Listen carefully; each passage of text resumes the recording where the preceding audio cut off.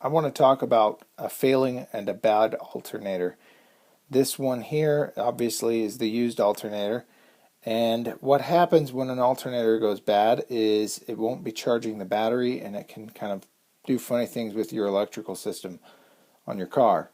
But if you have a good battery, and batteries are the easiest things to check. You can pull into any auto repair store, even Walmart will check your battery for you.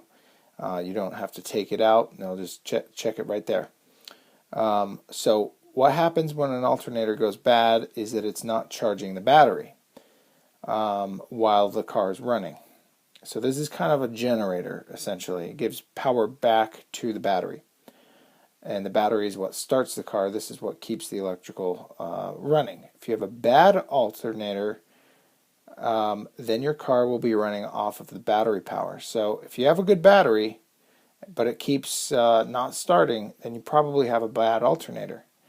And so when you replace this, you want to make sure that you don't have any other bad components, because other components can make this blow out. And if you don't fix that component, then you're going to blow out your new alternator.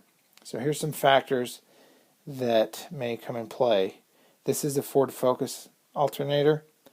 At the bottom of the whole timing belt area, there's a plastic guard, and the Ford Focus that I have had a hole in it, so it was getting splashed up rainwater and all that kind of stuff. All of that affects components. I also had a failing water pump, and it went for quite some time before I changed it, and so it shortened the lifespan of the alternator. You can usually tell what kind of grime that you have on. There's going to be some dirt and some carbon buildup, but you can tell if it's really grimy. Another thing that's a factor is if your belt is too tight. That will also wear out components, because there's brushes in here as part of the generator assembly that can, under pressure, wear out faster.